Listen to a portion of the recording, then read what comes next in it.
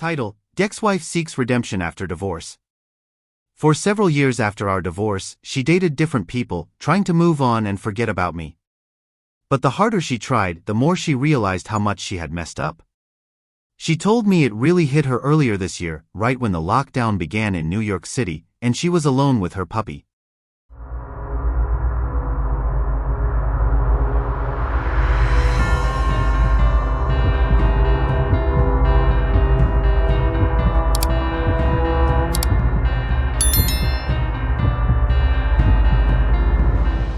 Hello everyone. We will be back with another story, and as always, if this is the first time you know my channel, please hit the subscribe button so you don't miss new videos. You've read the title, so let's dive in. Subject: My ex-wife of 21 years wants back into my life after our divorce. He starts off with, "What's up, lessons from life?" Longtime subscriber here. I found your channel about a year ago while searching for men's health and self-help content on YouTube. I was pleasantly surprised to find a channel like yours. Most others use that robotic voice which gets annoying after a few videos, so stumbling upon yours was a relief. Thanks for what you do. My story begins in 1990, the year I met my now ex-wife, Penny. We were both 18 at the time and met on a hot summer day at Coney Island.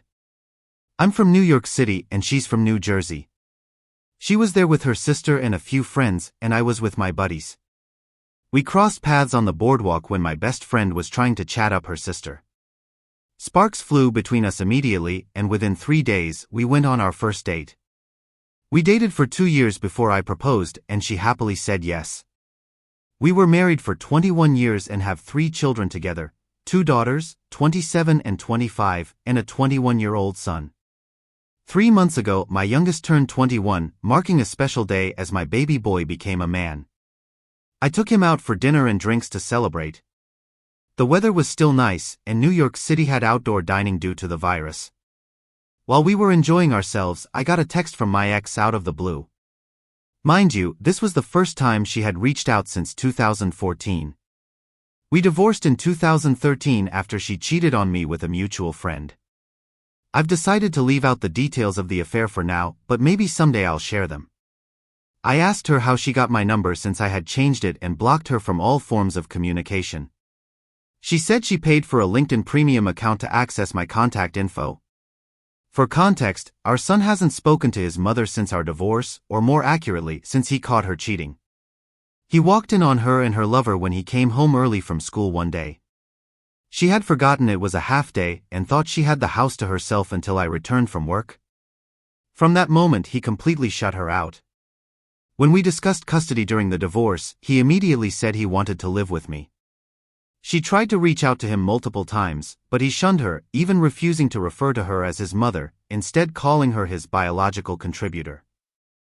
She stopped trying in 2017, and we hadn't heard from her until now. Back to her text, she asked if I was with our son. "We'll call him Simba," to which I said yes. Obviously, she knew it was his 21st birthday and saw it as her last chance to reconnect with him. She then asked if we could meet up to talk, just the two of us. Everything in me wanted to say no, but I agreed. A week later, we met at a diner we frequented when we were younger. She showed up looking phenomenal, and I immediately knew what was coming. We ordered food and made small talk before I bluntly asked, "Why are you here, Penny?" Her smile faded, and she took a deep breath before explaining everything that had happened since our split. She had dated her affair partner, AP, for about a year and a half before things fizzled out. She had tried to contact me, but I had cut all ties. Over the next few years, she dated around but kept realizing how much she had messed up. She said it hit her earlier this year during the lockdown, alone with her puppy, that she had destroyed the best life she could have had, a loving family, all for a fling. I sat there quietly as she poured her heart out. She finished by saying, "I just want you to know if you could ever find it in your heart to forgive me." That's when I spoke up. "I can't forgive you for what you did to me or to our son. I can't give you the peace you're seeking. Your soul is hurting now, and you're feeling the full impact of your actions." That's how I felt for years after we split, trying to piece myself back together. I gave you 21 years of my life, and you chose someone else over me. Now, here you are 7 years later, asking for forgiveness because no one else wants you. My words brought her to tears. I half expected her to storm off, but she didn't. She just sat there and took it. After a deep breath, I asked, "What do you want from me, Penny? You broke our vows, our trust, and our hearts. How am I supposed to forgive that?" She wiped her tears and said she didn't want me to take her back, not like that. She didn't want reconciliation because our old marriage was dead and buried. She wanted to rebuild my trust and for us to be friends again. She asked if I could at least let her try to redeem herself. I wanted to tell her off and walk away, but that nagging voice in my head got in the way. "She's the mother of your kids," it said. "It's been 7 years. You hate her, but you still love her." So, I told her I'd make no guarantees, but if she could be completely honest about everything, I might consider it. To my surprise, she agreed. 3 days later, I went to her apartment, and she laid everything out on the table. There was so much I didn't know about her affair, and hearing it all was painful. But she was transparent and even let me record our conversation. For the first time since her affair, she apologized genuinely. She explained how she became a pariah after her AP dumped her. Her remaining friends gradually drifted away, leaving her isolated by 2016. She shared her struggles with dating, including how one guy ghosted her after they slept together, and another turned out to be a sleazeball. I took some mild satisfaction in hearing that, but kept it to myself. She also revealed that she's been seeing a therapist weekly since 2017, trying to figure out why she was so unhappy. She even gave me her therapist's info so I could verify her story, which I did. That was about 3 months ago. We've been in contact daily since, though there's been nothing romantic. I sense she wants more, but our conversations have remained platonic, focused on what went wrong and how we could have handled things differently. There's been a lot of tears from both of us. We're in a weird place now. Half of me believes she still loves me, while the other half thinks she's only reaching out because she's past her prime, and no one else wants to be with a nearly 49-year-old divorced woman whose childbearing years are over. I'll admit, hearing her voice again has been nice. I've visited her apartment 5 times in the last 3 months, though she hasn't come to my place because our son still lives with me due to his college shutting down because of the pandemic. I'm conflicted.